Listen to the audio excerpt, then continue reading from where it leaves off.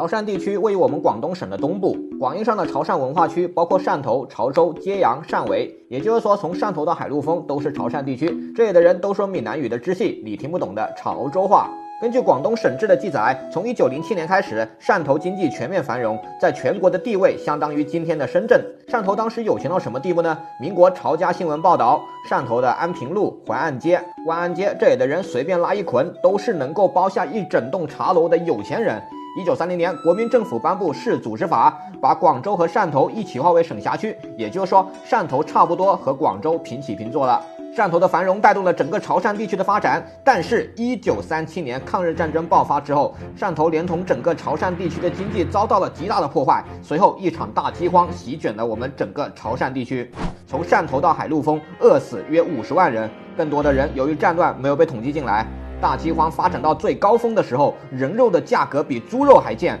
至于说吃土啊、啃树皮啊，那就更不在话下了。大饥荒之后，直到今天这70多年，潮汕地区的经济跟珠三角地区差了一大截，汕头是民国版的深圳，今天的发展却平平。2018年广东省内的经济排名里面是排第13，前10名都没有到。今天历史老师就给同学们讲一讲1943年的粤东潮汕大饥荒。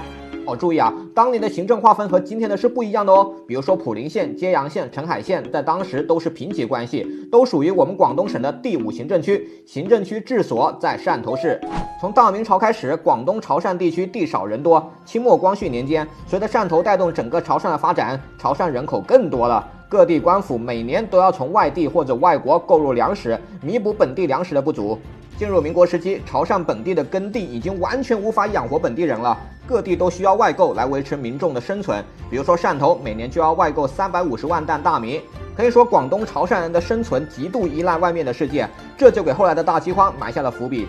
1939年6月，为了切断中国政府和海外的联系，日本第23军在6月21日攻占了当时的国际都市汕头，随后潮州和澄海也沦陷了。1939年到1945年，中国人和日本人反复争夺广东潮汕地区，除了汕头、潮州之外，其他地方时常易主。纷飞的战火给潮汕人的生存带来了巨大的挑战。1942年河南发生大饥荒，就在这一年冬天，整个潮汕地区没有下过一场雨。根据幸存者的回忆，大地干裂到要裂开。长安县干旱了4个多月，当地1000多亩的稻田就有350亩彻底报废了。到了1943年，每亩收成不到60斤，别说养活一家人了，2个人都养不起啊。1943年1月，大饥荒席卷整个广东省，广东省97个县有超过80个县暴灾，而在这80个县里面，属潮汕地区最为严重。本来在日军的封锁下，就算没有大旱，潮汕人都很难活，更何况还遇到了大旱呢？于是当地灾民从原来的1天3顿饭变成了2顿饭，然后变成了1顿饭，最后1顿饭都没有，他们不得不吃野菜、香蕉头、树皮、海草。但是这些食物不利于消化，吃多了人是会死的。于是城市的市民发现，开始有人死在了街头上。但是一开始不管是地方政府、中央政府还有日军都没有意识到问题的严重性，各路高层都觉得战争期间嘛，饿死人是常有的事嘛。汕头市金平区大事记记载，日军占领汕头之后，实施以战养战的措施，并控制了粮食市场。三菱、三井、恒山3家日本洋行垄断了汕头市的粮食市场。为了保证城内不要死人，方便日军征收粮食，日军规定每人每月配售米5次，每次限买2斤。日军以为这样就能够避免汕头市的饥荒，但是问题是，进入潮汕地区的陆路要道都已经被日本人占领了，而日军又规定所有输入潮汕的货物，包括粮食，都要先被送到日本洋行，然后再由日本洋行卖给本地的商人，最后再卖给零售商。这样下去，粮食价格就贵了起码4倍。于是汕头的米价率先翻了6倍，揭阳县的白米从1942年的每斗83元涨到了1943年的990元。更夸张的是，揭阳县旁边的普宁县，5月5日白米每斗500元，5月16日每斗涨到了700元，飙涨速度如此惊人，几乎是1天一个价，甚至1个小时一个价。你叫普通的星斗市民怎么买得起粮食呢？潮汕是广东的沿海地区，是有出海口的。那么按道理来说，陆地上的东西不能吃，那老百姓总可以吃海上的东西吧？但是不行，广东省自然灾害志记载，日军控制了潮汕地区的出海口，不准渔民出海捕捞。不仅如此，日军还把绝大部分的民用渔船都凿沉了。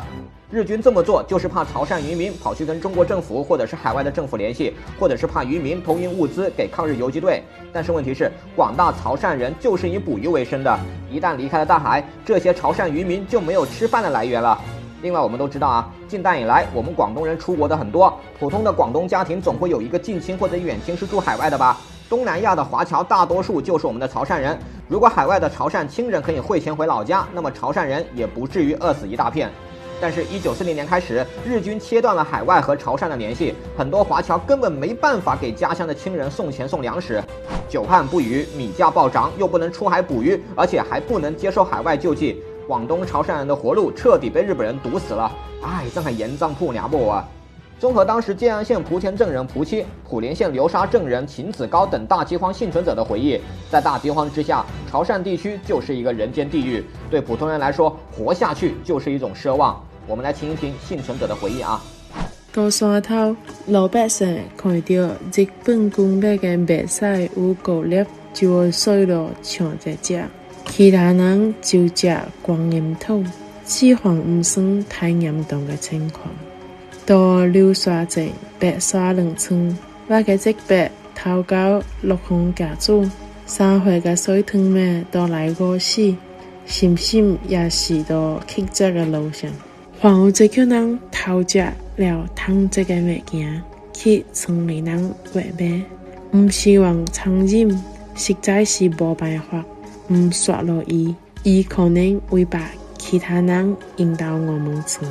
我們大家就全部得死。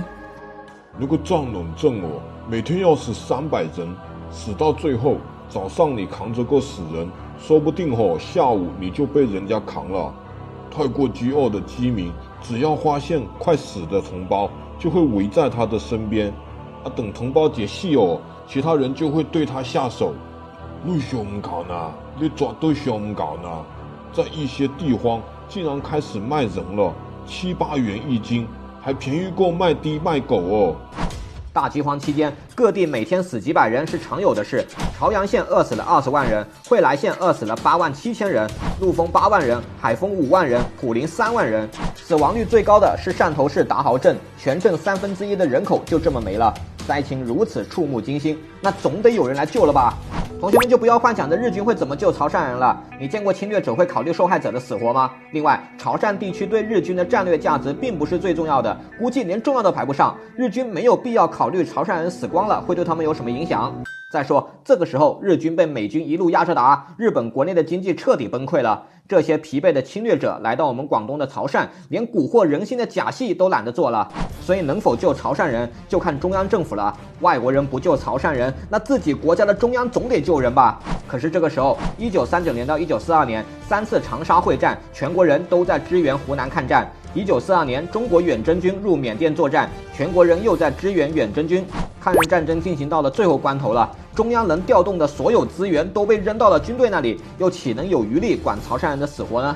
所以問題就出現了，為了全國抗戰大局，要不要犧牲潮汕人呢？這種直擊良心的問題，是當時每一個中國人，特別是我們廣東人都不敢面對的問題。1943年5月，時任廣東省主席的李漢魂接到了重慶糧食部的電報，奉撥500萬元為粵省賑濟之用。半個月之後，重慶的行政院又做了決議，撥粵省境內難民政費1000萬元。這兩道政令擺到明就是忽悠人的，中央能用的錢全被用在了抗戰上面，現在能拿出100萬都要偷笑了，怎麼可能隨便就拿出1500萬呢？所以中央根本靠不住，那就要看廣東省政府了。但是要注意，這個所謂的省政府已經沒有了廣州，1943年大體上能控制的地方就只有粵西，還有潮汕的幾個飛地了。一個丟了省政府駐地的省政府，你覺得能發揮多大的作用呢？1943年，廣東省政府將本省在去年徵收的72萬擔糧食向災區送去，準確的說呢，是向尚未被日軍佔領的地區送去。36萬擔糧食以成本價發放，就是說這部分糧食是要以低價賣的。然後14.4萬擔糧食是被免費發放的，10.8萬擔糧食是被用來收養無父無母的難民兒童。但是以李漢魂為首的省級官員居然想撈錢啊！我頂了一個肺呀！他們囤積了一部分糧食，遲遲不送去粵東。然後按道理呢，被賣的糧食是要以成本價來賣的，對吧？但是李漢魂一夥人卻以當地價格的75%來賣。我前面說了，1942年開始，潮汕地區的糧食價格就高到離譜了。你以成本價賣出去，災民都不一定買得起，你還要以市場價的75%賣出，那你根本就是在殺人嘛！再说，在日军的阻挠下，我们省政府的粮食能否被成功的送进潮汕地区，已经是一个巨大的问号了。现在还有政府官员贪污，所以中央和省政府的救济，我们基本上可以忽略不计了。1943年5月20日，广东省第5行政区潮汕专员公署召集各县长，提出了平价卖米、举法不法杀人等措施，希望各地人民配合政府办事。但是潮汕地区宗族势力庞大，普通老百姓的官本位思想不是很重，老百姓很多时候比官员还凶呢。在和平时期，这些人听宗族的话多过听政府的。现在这个中央政府连汕头都守不住，那么潮汕老百姓就更加不会听政府的话了。官本位思想不重，在和平时期呢可能是好事，但是在大灾难面前，大家都不听中央政府统一安排，各自为政，那就基本上是排队去死了。面对贪员官污以及老百姓不听话，广东省政府提出本省难以解决灾民需要，所以要从邻省调配粮食。但是这个时候广西、湖南、江西各省各自为政，根本不肯主动的运粮食到广东。最后在省政府官员的哀求下，湖南省拨来3000试担粮食，但是条件就是广东省要用海盐来跟湖南政府换。1943年3月，广东省政府好不容易才从湖北拿到了7万担粮食，还借了2000袋军粮，这已经是我们的省政府做的最好的成绩了。但讽刺的是，湖北跟广东根本不接壤啊！当然了，当时的湖北人肯定不会想到，70多年之后，当湖北遇到疫情的时候，我们广东医疗队的队伍是支援湖北规模最大的医疗队伍之一。同学们看到这里呢，也不要怪我们隔壁的江西、湖南、广西了，因为1939年到1942年，为了支援长沙会战，江西和湖南耗尽了他们所有的力量，已经没有足够的钱了。这两个省现在养活自己都是个问题。而广西作为后方，要支援国内抗战前线以及中国远征军，所以你叫广东隔壁的省份怎么帮广东呢？再说，日军就在潮汕地区游荡，没有人会愿意把有限的粮食浪费到那种地方吧？基本上可以说，中央、省政府还有邻省根本帮不了潮汕人。那么潮汕人能不能活下来，就只能看潮汕的当地政府了。而幸运的是，潮汕各地的政府跟本地的宗族势力颇有联系，所以本地政府的施政反而相对有效。1943年，普宁县政府紧急派发稻谷200担，解救了一部分灾民。虽然救的不多，但是起码政府真的在送粮食了。1943年6月，为了防止霍乱爆发，揭阳县成立了中医师工会，提倡饮水消毒，禁止饮用生水，还通过静脉注射等措施降低了霍乱的传染率。普宁和建安的救济措施及时有效，切中要害，但是问题是地方政府的体量太小了，根本无法彻底的消灭饥荒，只能在一定程度上缓和灾情，但是做了事总比没做事好吧。幸运的是，1944年揭阳沦陷，1945年普宁沦陷，而在这个时候饥荒已经差不多结束了。我们试想一下啊，如果日军提早攻陷了这些地方，那么估计潮汕地区死的人更多。比当地政府做得更好的是民间的善堂，比如延寿堂逢双日施粥，一天救济2万多人。饥荒严重的时候，很多父母没办法养孩子了，就会把孩子寄养在延寿善堂。除了善堂这种慈善机构，旅居海外的潮汕华侨也想尽办法来救济家乡。比如说潮州连米厂厂长林之德捐款最多，豪掷1.5万粤币。西贡巨富郭耀泰捐款6000粤币。由于日军封锁了华侨支援家乡的线路，柬埔寨华侨陈之芳开辟了一条被叫做东兴汇路的秘密路线，成功的向老家送去了15万斤大米。但问题是，这些措施一样无法遏制大饥荒的蔓延，因为日军强征粮食，沦陷区的慈善机构本身就没有多少粮食，撑得了这一个月，撑不了下一个月。另外，多数情况下，海外华侨的救济物资难以及时被送到家乡，等到这些物资好不容易到了家乡，家乡的人早就已经死了差不多了。眼看各路救济手段难以有效，潮汕饥民不得不背井离乡，跑到了江西，甚至跑到了更远的湖北。江西省政府赶紧在广东、江西的交界处设立了难民收容所，还给来到江西的潮汕人发放补助金。我们知道很多广东人是不愿意出省定居的，直到今天还是这个样。我高考的时候深有体会，能把潮汕人逼到600公里以外的江西住，可见在广东是真的活不下去了。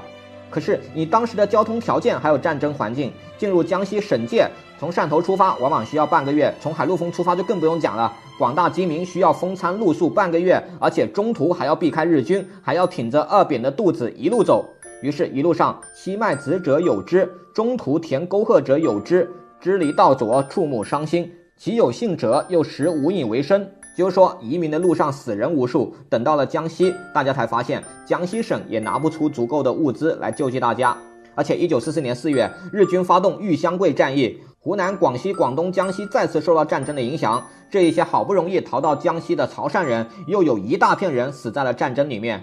1944年7月，根据广东省和江西省组织救济粤东移民委员会的报告，登记到江西省的潮汕移民有7万多人，以揭阳、土陵、潮阳等县最多。逃荒到福建省的也有10万人，以潮安、澄海为多。直到2016年，当年的幸存者才陆陆续续地回到了各自的老家。潮汕大饥荒期间，粤西和珠三角也有饥荒，但是恐怖程度远远比不上潮汕的，何以如此呢？你可以说是因为日军阻挠或者政府救济不力这些原因，但是这些因素在粤西和珠三角也有啊。可是这些地区的惨烈不如潮汕的。历史老师我觉得最重要的原因就是潮汕地区地少人多，当地人严重依赖外购粮食来生存。